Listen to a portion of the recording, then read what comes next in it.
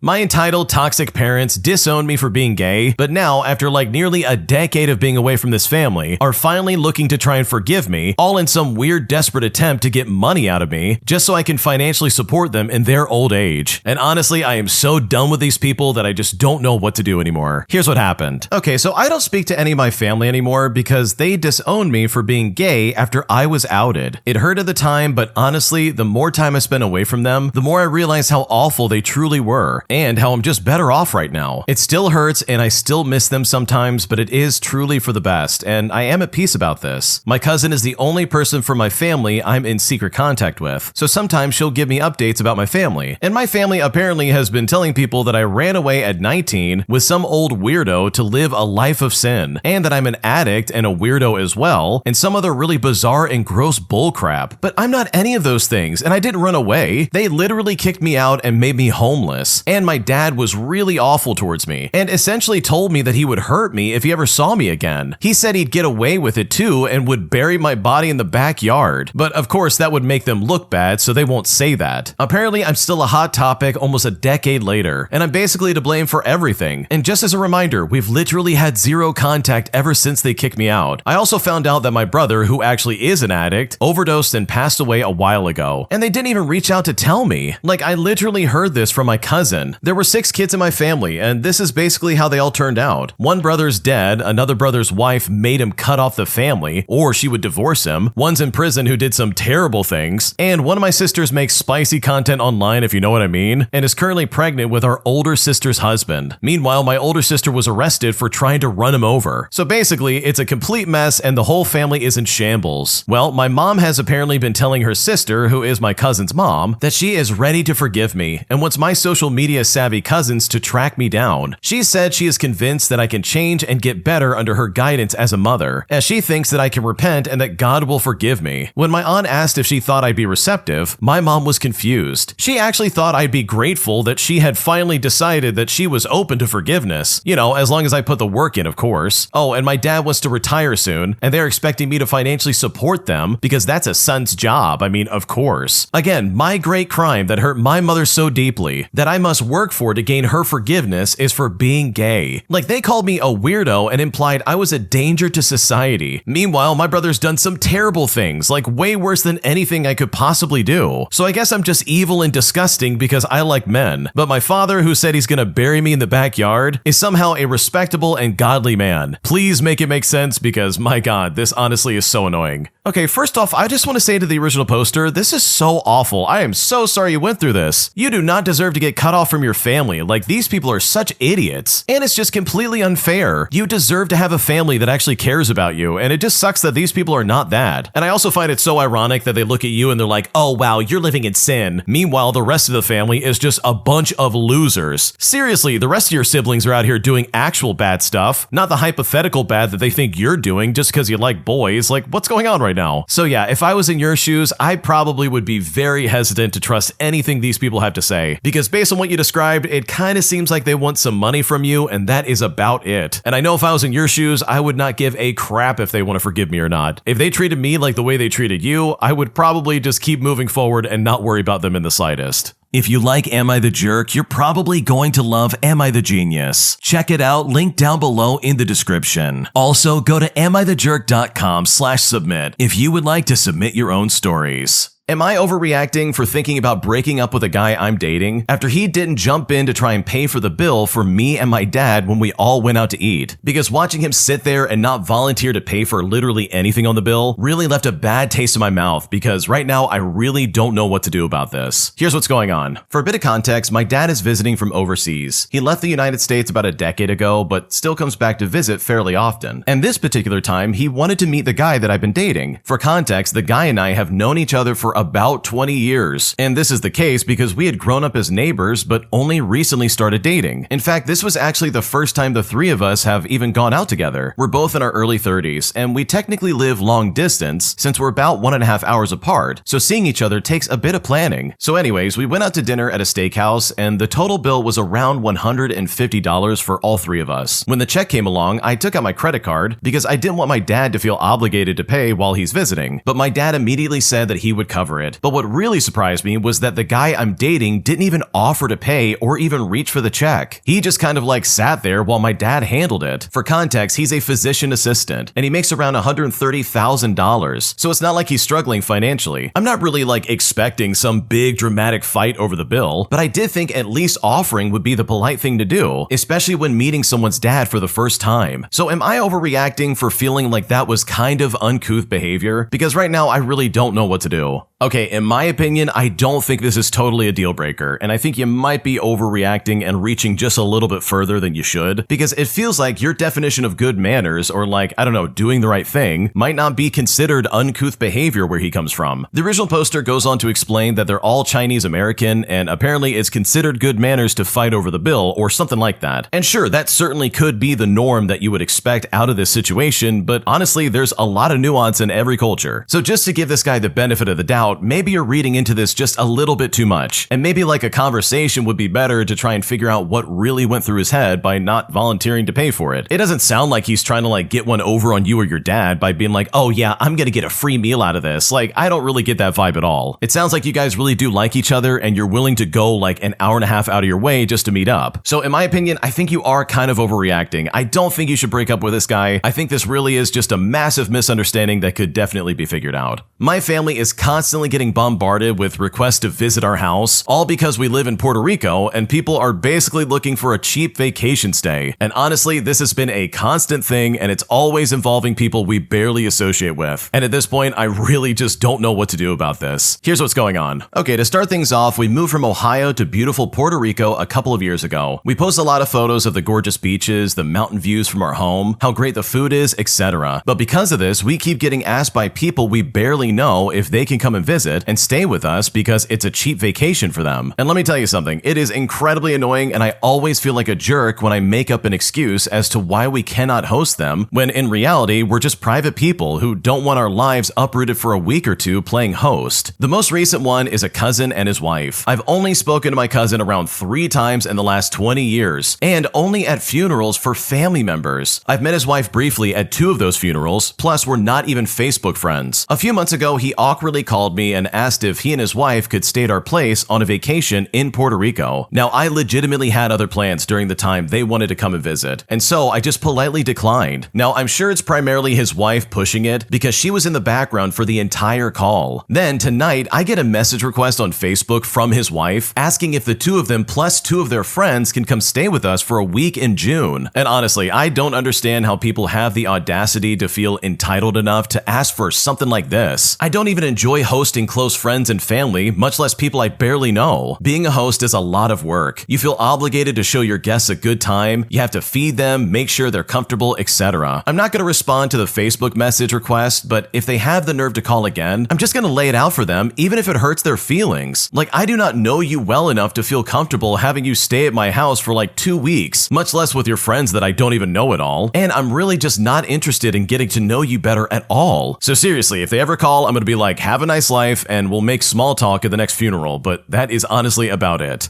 Man, that would be so annoying. Like, holy crap. First off, I would love to visit Puerto Rico because, yeah, it is very beautiful. Like, that is a beautiful place to live. So I do kind of understand where people are coming from, where they're like, hey, can we stay with you? It'll be a cheap vacation. But also, like, dude, you gotta have a lot of guts to make that happen. And if you're gonna make a request like that, like, dude, you better make sure you're on the best of terms with that person you're requesting this from. Because if not, then you're literally putting them out in a way that is so inappropriate. This can't be a cousin that you see once, like, every 5 years or something. It would have to be a really close family member, like a sibling or a parent or like something like that. Not someone you barely know and all you see is their Instagram photos. Like, give me a break. So yeah, maybe it's just time for you to just get a little bit nastier with these people and really lay down the law. Because from the sounds of it, it really seems like they're trying to take advantage of like your living location, and that just doesn't seem fair in the slightest. An entitled ignorant customer spent literally 15 minutes arguing that our self-checkout machines were stealing from her, all because of an error that literally was her fault. Here's how it all happened. For a bit of background, I work at a mid-sized grocery store. I've been there for about 2 years, and our self-checkout area has 6 machines with the standard bagging area scale that registers the weight of each item after you scan it. Most people figure this out in about like 30 seconds. But this particular customer, who I will call Mary for the sake of the story, had been using self-checkout just fine until she scanned a multi-pack of yogurts and placed it on the scale, at which point the machine paused and asked her to wait for assistance because the weight didn't match what was expected. And by the way, this is a routine thing. It happens maybe 20 times a day. It usually means that an item got bumped or something's on the scale that shouldn't be there, etc. So I came over, I saw immediately that her reusable shopping bag was sitting on the bagging area before she started scanning, and essentially this was adding extra weight to pretty much every item. And this is a standard fix. It takes maybe 30 seconds. But before I could even explain,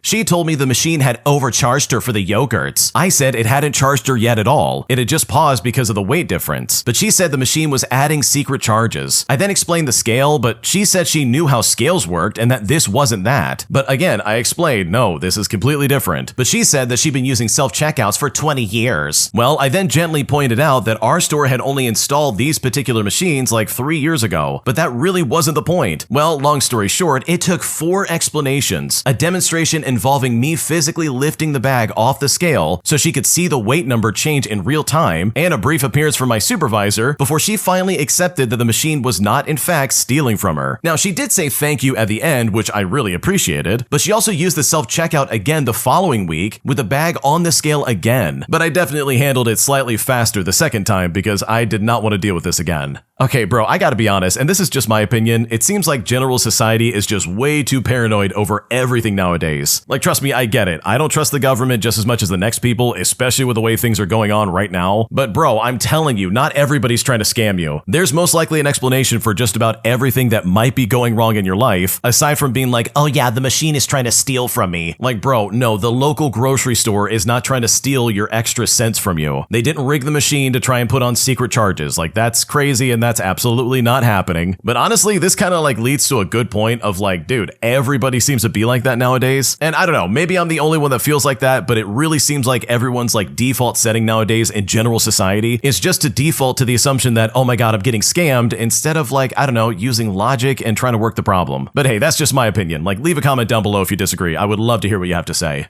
Am I the jerk for telling my wife that I don't want her mom to have her location all the time anymore, especially after the entire family found out about a surgery that I didn't want them to know about? Because right now I'm very pissed off and I seriously hate this and I just don't know what to do. Here's what's going on. Okay, so as the title pretty much says, my wife shares her location with her family and sometimes her friends. I really never thought much about it, and I don't share my location with her, which is something she has never liked. But personally, I don't like it. Like, it freaks me out to be tracked 24/7. The real issue with this was earlier this week. I needed surgery and I waited to keep everything private. I didn't even tell my own mom and dad, and my wife agreed not to share with anyone either. It was on Monday and everything went overall pretty well. That is, until my wife's mother showed up. She apparently noticed that my wife was at the hospital, and when she didn't pick up, she came down. She thought that my wife was hurt. It became this big thing, and basically everyone on my wife's side of the family was told that someone was in the hospital. My own mom and dad were contacted, and I had to explain the entire situation, and my God, did I hate this. It's clear to me that if my wife is getting tracked 24/7, then I'm also being tracked. And I just hate that this whole situation got out, all because of people knowing my wife's location. Well, my wife and I got into an argument, and I don't want her to share her location anymore with her mother or family 24/7. But in response, she's calling me controlling and a jerk. I'm at a point where it is invading my own privacy, and she really just needs to cut the string on her mom. So seriously, am I the jerk here? Because I don't know what else to do. Yeah, I don't think you're the jerk. I think this is very intrusive, personally. I also don't like the idea of like, oh yeah, let's share our locations with everybody. Like, bro, I don't want you knowing where I'm at 24/7. And this is not even like a, oh, what are you hiding situation. It's just a matter of like basic privacy and like human dignity. Because guess what? This is like a roundabout way of violating HIPAA. He literally didn't want anyone knowing he was having this surgery. He wanted it to be private, and he wanted this to be a thing that he will announce when he's ready. But because of his wife's decision to share her location 24/7, this essentially stripped any semblance of like agency out of his hands. Like, I would lose my mind if the entire family showed up and said, "Who's in the hospital? We saw your location and we're like, oh man, it must be someone. Let's investigate." Which also confirms to pretty much everybody there that yeah, they're looking at each other's location all the time, especially the original poster's wife. So no, I don't think you're the jerk, and it's really funny to me that your wife is like, wow, you're being controlling. Because seriously, the only person being controlling right now is this wife's family, who quite literally are all over where she's at pretty much all the time, and that, in my opinion, is not okay. An entitled Karen walks into the forest and demands that I identify the forest mushrooms that she and her kids had harvested, putting me in one of the most awkward and potentially dangerous situations I've ever seen in my life, because this lady was clearly being irresponsible and I wanted no part of it. Here's what happened. Okay, so this happened a few weeks ago and I'm still thinking about it even when I'm trying to fall asleep, so I figured I would write it out and give it to the internet. For some information about me, I've been foraging for about 8 years, and this has mostly been in the same forest preserve about 40 minutes from my house. It's meditative for me, I go alone, I don't post about it online, it literally is just my thing. That Saturday, I found a solid patch of chanterelles and was crouched down doing my thing when I hear kids crashing through the underbrush like tiny disasters. 2 kids, maybe 8 and 10 years old, followed by their mom, who is the entitled parent of the story, carrying a reusable grocery bag absolutely stuffed with random mushrooms. Like concerningly random, which by the way is a bad idea. I could see at least 3 different kinds of species from where I was standing, and not all of them look friendly. The entitled mother sees me with my basket and her eyes light up. She walks straight over to me and says, "Oh, perfect, you clearly know what you're doing. Can you just go through our bag and tell us which ones are okay to eat?" Well, I said I wasn't comfortable doing that nicely and explained that even experienced foragers don't vouch for other people's hauls because you can't know every condition, how they were handled, or even whether something got mixed up or not. Well, she just stared at me like I just refused to pull her kid out of a well. She then looked at me and said, "But you're an expert. You have a responsibility to help when children are involved." I then told her I really wasn't in a position to take that kind of liability, and I suggested that she contact a local specialist. Like, there's actually a good one in our area that does this kind of work for free on certain days. But when I said that, that's when things really escalated. She told me I was being selfish with my knowledge, and that if her kids got sick, it would be partly on me for refusing to help out. She then asked me to at least show her kids which mushrooms in the forest were safe to pick going forward. Like this was some kind of private foraging lesson, and she wanted me to do this for free in the middle of my Saturday. Well, I just picked up my basket and I walked away. She then yelled something after me about, oh, how people like me are why kids don't connect with nature anymore, or some crap like that. Now, I did circle back near the parking lot and I left a card for the specialist under her windshield wiper. I felt like that was the right move, even though I'm still not sure she deserved it, if I'm being completely honest.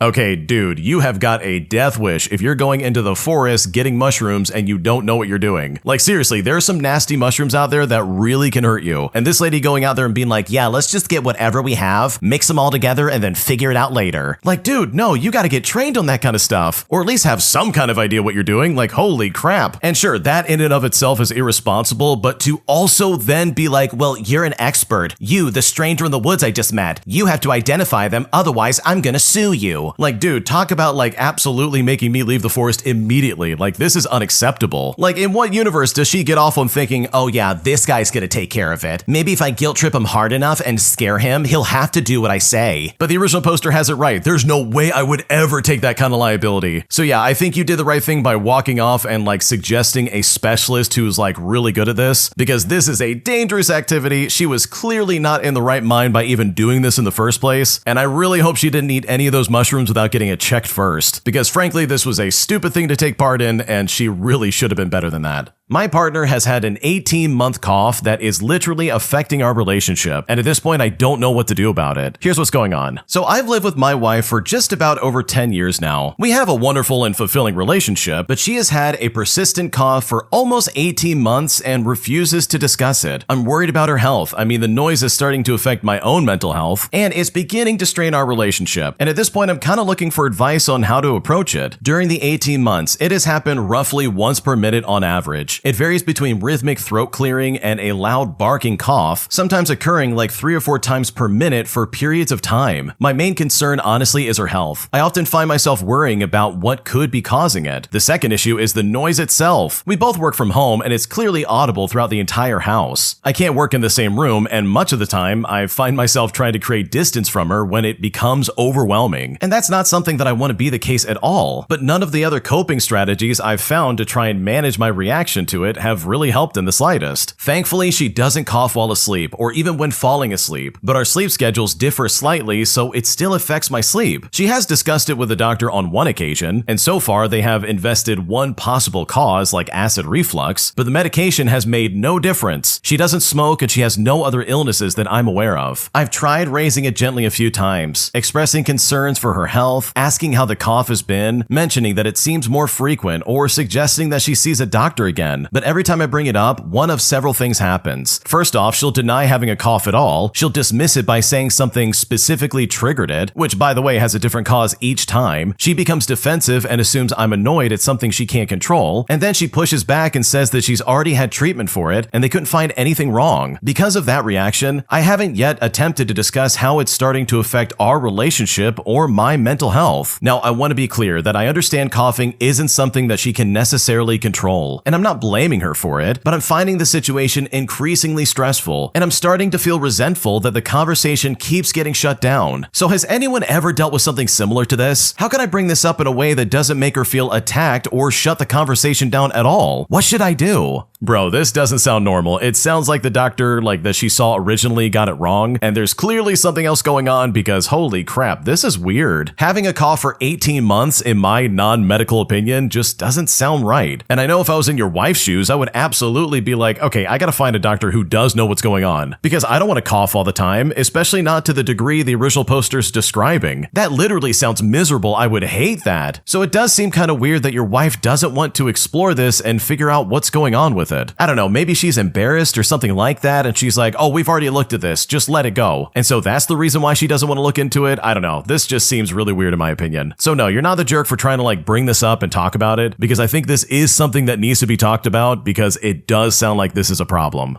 An entitled Karen kept trying to cut in line at the deli aisle as she demanded to go first to buy her precious potato wedges. So I decided to get some revenge by literally buying all of them, denying this entitled Karen the one thing she definitely wanted, causing her to freak out in a very satisfying manner. Here's how I did it. Several years ago, I was waiting in the grocery deli line to pick up some potato wedges for my wife, and this really wasn't that long of a line. I was maybe the fourth or fifth person in line and definitely the last person in it. Well, up walks the entitled Karen of this story and what I presumed to be her daughter or her granddaughter. Anyways, this Karen literally is trying to jump the line each time a person was served, and the patient deli worker kept telling her she needed to wait her turn, with this Karen getting more and more frustrated that she could not just do what she wanted. The guy before me goes, and I hear her telling her daughter or her granddaughter, oh, this is so ridiculous. I just want some potato wedges. And obviously, because this is the petty revenge section of this website, we know exactly what I plan to do upon hearing this. Finally, we get to my turn, and she tries to jump again. Only this time I pipe up and I let her know the end of the line is behind me. Well, she did not like that at all. She then yelled at me and said, this is such crap. It is first come, first serve. But the worker and I just stared at her until she walks back to her irritation area off to the side, and it's here that I see there's only a few potato wedges available. So I tell the worker that I'll need more than what's available. And so I waited for about 10 minutes for it all to get processed. Well, knowing what the lady wants and that it's not there, I say she can go ahead and jump up and he can help her out. They go through the same process, which irritates her further, but she says something like, fine, might as well wait at this point, and just steps aside in a huff. Well, new wedges are brought out, and I see her start to move like she's going to jump in front of me, but I remind her I'm next in order. The deli guy asks how much I wanted, usually in pounds, and it's here that I quietly say to him I want all the wedges. He asked me to clarify, and he's like, do you want all of them? And I just look at him and I say, yes, I want all of them. He then cracks a bit of a smile and says, sure thing, and starts to gather all of them up for me. I start to walk away slowly so I can see the aftermath, and she shrilly shouts out, he did what? And then whips her head around to look at me. Now, I wish I could say I locked eyes with her and I ate a wedge right in her face, but of course, that idea came to me as I recounted this tale to my wife at home. But with all things considered, this is the best $14 I've ever spent, because this entitled Karen was being incredibly obnoxious. Okay, I'm a big fan of what just happened here. That is insane in my opinion. First of all, this Karen must have been raised by wolves, because holy crap. You don't just jump in front of someone at the deli line and be like, it's first come, first serve, every man for himself. Like, no, dude, there's a line for a reason. What are you doing? This is not the Hunger Games, lady. lady, like chill out. But for me, it's the fact that she kept trying to do it over and over again. She just kept saying like, oh no, I'm gonna get in front of everybody. I'm gonna get in the front of that line and I'm gonna get those wedges. And it's like, holy crap, this is the most important thing in your life right now. This is all you've got going on. Like, I don't know what rock bottom looks like, but I'm pretty sure this is it. So for me, the greatest part about this is the fact that the original poster bought all of the potato wedges. He bought all of them. He said, put them all in. I want every single one of them. And my God, oh my God, I love it so much. That's so beautiful to me. Like, that is the kind of revenge you want to get on someone who's being obnoxious. It doesn't harm them directly, but it absolutely gets in the way of what they want. And that lady wanted those potato wedges more than they wanted to be a decent person. So yeah, I love this story. This is so funny to me because this Karen absolutely deserved this, especially after being so incredibly obnoxious. If you like Am I the Jerk, you're probably going to love Am I the Genius. Check it out, link down below in the description. Also, go to amithejerk.com/submit if you would like to submit your own stories. Today, I found out that my girlfriend has been cheating on me for months, and after finding out all the messages and seeing that this has been going on for so long, I now feel completely heartbroken and so lost, because right now, I really just don't know what to do. Here's what's going on. Okay, I'm posting this on the internet because I have nowhere else to turn. I feel like my whole world has just been pulled out from underneath me. I don't know if I'm looking for advice or just a place to scream into the void, but here I am. My girlfriend, let's call her Sarah, has been with me for about 3 years now. 3 incredible, amazing years. We had plans. We were looking at apartments, talking about getting a dog, and even had a vacation plan for next month. I thought that she was the one. I genuinely believed that we were building a life together. But today I found out that she's been sleeping with a guy from her work. Not just once, mind you, but multiple times. I saw the messages. I wasn't snooping. I mean, a text message popped up on her phone while she was in the shower, and I saw his name and a message that just didn't look right. My stomach dropped and I just simply had to look. The messages were explicit. They talked about meeting up and how they almost got caught, and how they were so close to being together. And apparently this has been going on for months. I confronted her and she didn't even try to deny it. She just broke down crying and said it was a mistake and that she loves me. But how can you love someone and do something like this? The betrayal, the lies, the sheer disrespect. It's just too much. I feel so incredibly stupid. Like, was everything a lie? Was her saying, oh, I love you and all the cuddles and the plans for the future? Was all of this just a performance? I feel so numb. I haven't cried yet, but I can feel it bubbling beneath the surface. So I just packed a bag and I came to my friend's place, and I honestly just don't know what to do. I don't know if I should try to talk to her again or if I should just cut all ties and try to move on, because right now I feel incredibly lost. Okay, in my opinion, and this is just me, it kind of seems like she's only crying because she got caught, and not because she realizes that what she did was bad, and she's like, oh no, cheating's bad, what did I do? Like, she's clearly only upset because you found out about it, not because she feels bad about cheating on you in the first place. Like, that's my take at least. That's kind of the vibe I'm picking up here, and honestly, I really do feel like you can do better. Like, I totally understand you've been with this person for 3 years, you loved her so much, and then suddenly she cheats on you, and it's like, holy crap, this has been going on for months. Are you kidding me right now? But this is not something that just happened overnight. She's clearly been thinking about it for a while, and she's been doing this for several weeks, man. Like, honestly, this is clearly not a good girlfriend, and there's just no way, for me at least, I would ever want to go back to that and like try to continue anything with this person. Because in my opinion, hiding something like that for so long is an absolute deal breaker, and there's no way in the world I would ever want to be with someone who's ever going to treat me like that. My boyfriend demanded that I not post any of my graduation pictures, as he seriously believes that I'm just posting them to look for attention.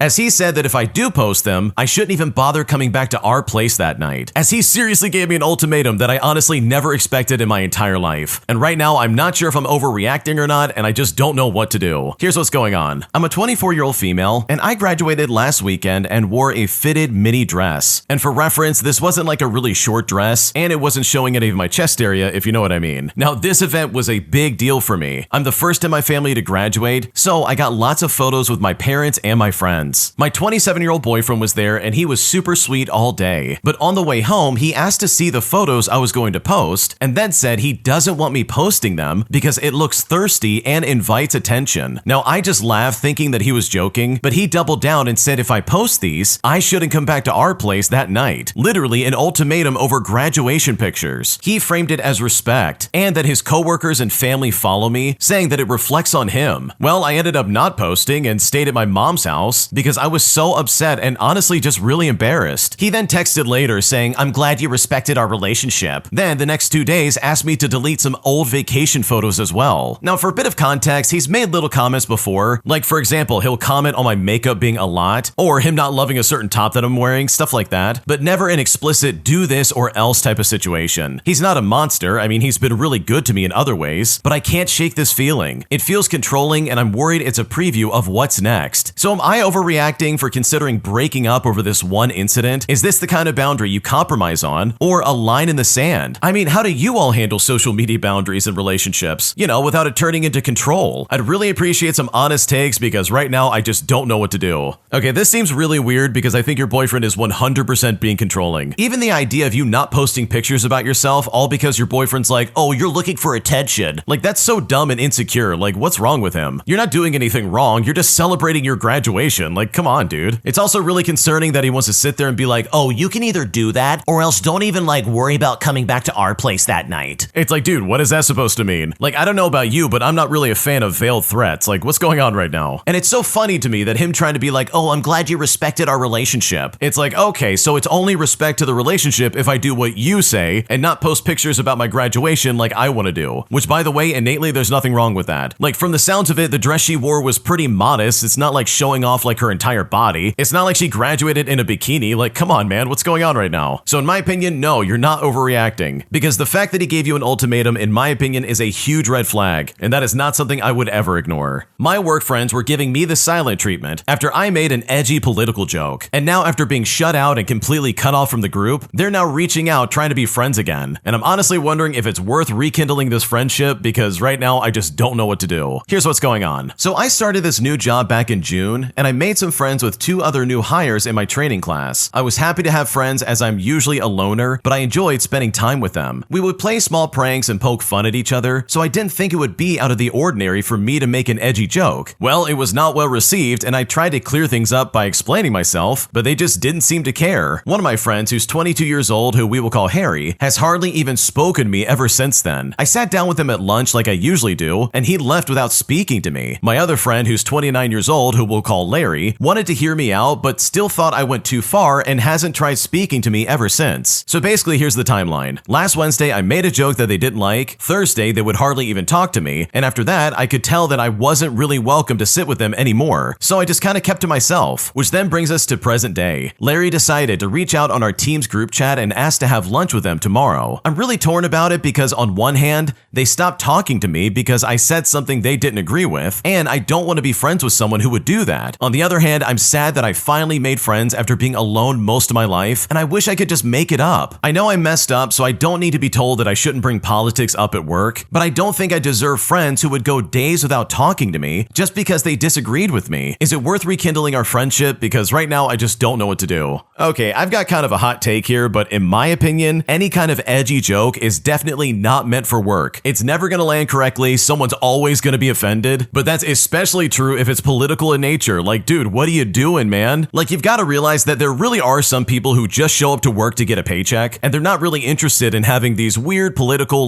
edgy jokes thrown their way. So the second you say anything of that nature, they're gonna be like, what's going on here, dude? I'm just trying to get to 5 o'clock and get out of here. So then they're just gonna walk away and take a step back, and it's like, okay, well, what did you expect? Did you really expect them to be like, oh yeah, that was so funny? Like, I really feel like you put yourself at risk of getting in trouble with human resources or something like that. And I've seen people do that. People will take the smallest things you say and then extrapolate it into something absolutely awful. And I really think under any other circumstance or kind of environment you might be in, this joke would probably land just fine and no one would have any problem with it. But it's the fact that it happened at work, in my opinion, is what's gonna compound it so much. Because people at work can sometimes just get you in trouble simply out of spite or ostracize you for the dumbest reasons possible. And from the sounds of it, you kind of gave them a reason on a silver platter. So in my opinion, I think you can certainly try to rekindle the friendship, but I guarantee you it's probably never gonna be the same. And hopefully you don't make that kind of mistake again of oh yeah, I'm gonna make edgy jokes and it's gonna land correctly. Because these people are not gonna get the joke and they literally are just gonna ostracize you once again if it ever happens again. And that, in my opinion, is not worth it. Am I the jerk for always parking in the same parking spot in my parking lot? Because after I found a note on my car demanding that I move, I'm starting to rethink my decisions because right now I just don't know what to do. Here's what's going on. Okay, I want to start this off by saying that someone left a note on my car asking to please move my car as it's been like a week of it parking there. Now, for a bit of context, I live in an apartment complex where each unit is allowed one covered parking space that is paid for on a monthly basis. All other non-covered spaces are basically a first-come, first-served type of parking spot. The free parking spaces are somewhat limited, and after about 6 o'clock when everyone's getting off of work, they do fill up fast and you usually have to park further away and walk, which is really inconvenient. But it is just the reality when every apartment unit has like 2 to 3 cars. Now, I've lived here for like 2 years, and I always parked in the same spot or the other 2 spots directly next to it. I work from home, so there are times when the car is sitting there for a couple of days. However, I do usually take my car out in the morning several times a week just to get coffee or to run errands, and when I come back, my spot is still open, so I park in the same spot again. While I understand someone getting annoyed if they have to park further away and they always see my car parked in the same spot, considering it's first come first served parking, it honestly baffles me that someone had the audacity to write a note as if I need to inconvenience myself just because they are inconvenienced. Like, if you have to walk farther, that's not really my issue. I'm entitled to park here as much or as little as I please. So am I the jerk for always parking in the same spot, even when I know I may not use my car again for a couple of days? Am I wrong for thinking the person who wrote the note has some serious audacity? Because right now I'm not sure if I'm in the wrong. Okay, honestly, the guy who wrote the note is clearly salty that you got a good spot and they can't do anything about it. Because seriously, what are they complaining about? This is so dumb. Are they really coming to you and be like, dude, you're taking one of the public spots, stop it, I want it? But it's like, dude, if you want it, then park there yourself. What is the problem here? Because the original poster has it right. Why should they inconvenience themselves just because this person wants their spot? Like, I would never move for this person in a million years. There's no way, dude. So no, you're definitely not the jerk. This guy's a complete moron for even approaching you about this, because in my opinion, you have every right to park there just as much as they do. And the fact that they want you to move, in my opinion, is just completely baffling. My boyfriend is mad that I'm going on a family vacation without him, and right now he's making me feel very selfish and almost like I want to cancel altogether, because right now I just don't know what to do. Here's what's going on. So my dad booked about a month-long trip to Thailand for himself just to get away and have some time to himself. Well, he just surprised me with a ticket to join him for 2 out of the 4 weeks that he will be there. The plan is that I'll be staying with my dad in his hotel room. I also haven't traveled much, and my dad is generous to take me with him. We are very close, and I think it'll be a good opportunity to spend some time with him, as I feel I've been very distant lately. Now, my boyfriend and I have been seeing each other for about 2 years, and apparently he's upset with me because he wasn't invited by my dad or me on this trip. And he's also upset with the fact that the dates of the trip overlap with Thanksgiving and that I won't be there to celebrate with him. He feels like I don't see him as a priority. I think it may be hitting him extra hard because we previously discussed really wanting to go to Thailand together in the future, especially with his mom as he is half Thai, not to mention the fact that he's never been there before. My boyfriend and I just went on a week-long trip together as well, which he paid all the expenses for. He was talking about trying to save up money for the rest of the year, so more travel wasn't really in the books for us. But I explained to him this has nothing to do with him, and that my dad just wants to have some time bonding with me. In fact, my mom isn't even going either. It's just my dad and I, so it's not like some big family event thing where I have siblings and their partners coming either. My dad's birthday is also around Thanksgiving, and one of the dates we will be gone. I feel bad because we talked about going to Thailand with his mother before, which I was invited to, even though those plans haven't come to fruition, and the fact that I am missing Thanksgiving. And to be fair, 2 weeks is also a decent time to be away, though I feel like I should be able to go on a trip with my father without him. If my boyfriend goes, I obviously wouldn't spend that much time with my dad. My dad is getting older, and for reference, he's 77 years old, and I just don't know how many opportunities like this I will be able to have when I feel like my boyfriend and I have the rest of our lives to travel together. Part of me feels like I don't even want to go anymore, just based on the way he's acting. But what can I do to possibly make my boyfriend feel better about this? Should I cancel altogether? I'd honestly like to hear some input from an outside perspective, because I'm really not sure if I'm being selfish, and I seriously just don't know what to do.